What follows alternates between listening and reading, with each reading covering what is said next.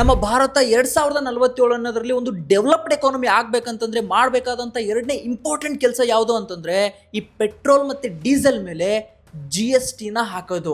Actually ಕತೆ ಏನಂತಂದರೆ, ನಾವು ಬೇರೆ ದೇಶದಿಂದ ಪೆಟ್ರೋಲ್ ಮತ್ತು ಡೀಸೆಲ್ನ ಇಂಪೋರ್ಟ್ ಮಾಡ್ಕೊಳ್ತೀವಲ್ವಾ, 1 ಲೀಟ್ರಿಗೆ ಅದು 55ರಿಂದ 60 ರೂಪಾಯಿ ಅಷ್ಟೇ ಇರುತ್ತೆ. ನಮ್ಮ ಸರ್ಕಾರಗಳು ಅಂದರೆ ಸ್ಟೇಟ್ ಗೌರ್ಮೆಂಟು ವ್ಯಾಟ್ ಅಂತೇಳಿ 24 ರೂಪಾಯಿ ಟ್ಯಾಕ್ಸ್ ಹಾಕುತ್ತೆ. ಈ ಸೆಂಟ್ರಲ್ ಗೌರ್ಮೆಂಟು ಎಕ್ಸೈಸ್ ಡ್ಯೂಟಿ ಅಂತ ಅಪ್ರಾಕ್ಸಿಮೇಟ್ಲಿ 20 ರೂಪಾಯಿ ಟ್ಯಾಕ್ಸ್ ಹಾಕುತ್ತೆ. ನಮಗೆ 55ರಿಂದ 60 ರೂಪಾಯಿಗೆ ಬರೋ ಈ ಪೆಟ್ರೋಲ್ ಬೇರೆ ದೇಶದಿಂದ ನಮಗೆ ಬರೋ ಅಷ್ಟೊತ್ತಿಗೆ 100ರಿಂದ 120 ರೂಪಾಯಿ ಪರ್ ಲೀಟರ್ ಆಗಿರುತ್ತೆ.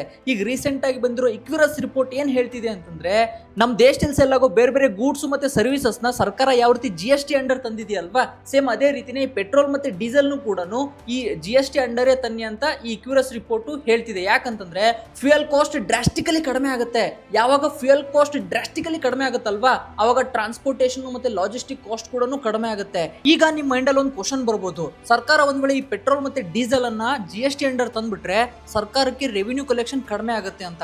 ಈ ತರ ಥಿಂಕ್ ಮಾಡೋದ್ರಲ್ಲಿ ಏನೂ ತಪ್ಪಿಲ್ಲ. ಬಟ್ ಅರ್ಥ ಮಾಡ್ಕೊಳ್ಳಿ, ಸರ್ಕಾರ ಇರೋದು ಜಾಸ್ತಿ ರೆವಿನ್ಯೂ ಕಲೆಕ್ಟ್ ಮಾಡೋದಕ್ಕೆ ಅಲ್ವೇ ಅಲ್ಲ.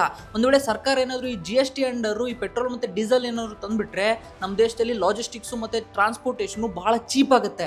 ಯಾವಾಗ ಚೀಪ್ ಆಗುತ್ತಲ್ವಾ, ಮೊದಲಿನಕ್ಕಿಂತ ಜಾಸ್ತಿ ಸರ್ಕಾರಕ್ಕೆ ರೆವಿನ್ಯೂ ಬರುತ್ತೆ. ಯಾಕಂತಂದ್ರೆ ಓವರ್ ಆಲ್ ಎಕನಾಮಿಕ್ ಆಕ್ಟಿವಿಟಿ ಜಾಸ್ತಿ ಆಗುತ್ತೆ, ಓವರ್ ಆಲ್ ಗೂಡ್ಸ್ ಮತ್ತೆ ಸರ್ವಿಸಸ್ ಪ್ರೈಸ್ ಕೂಡ ಡ್ರಾಪ್ ಆಗುತ್ತೆ. ಅವಾಗ ಜಾಸ್ತಿ ಗೂಡ್ಸ್ ಮತ್ತೆ ಸರ್ವಿಸಸ್ಗೆ ಡಿಮ್ಯಾಂಡ್ ಜಾಸ್ತಿ ಆಗಿ ಜನಗಳ ಕನ್ಸಂಪ್ಷನ್ ಜಾಸ್ತಿ ಆಗಿ ಸರ್ಕಾರಕ್ಕೆ ಇನ್ನೂ ಜಾಸ್ತಿ ರೆವಿನ್ಯೂ ಆಗುತ್ತೆ.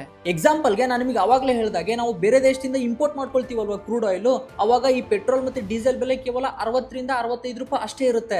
ಈಗ ನಮ್ಮ ಸರ್ಕಾರಗಳು ಟ್ಯಾಕ್ಸ್ ಹಾಕಿ ಇದ್ರ ಬೆಲೆನ 110 ರೂಪಾಯಿಗೆ ತಗೊಂಡು ಹೋಗಿದ್ರೆ ಪ್ರತಿಯೊಂದು ಲೀಟರ್ ಪೆಟ್ರೋಲ್ಗೂ ಕೂಡ.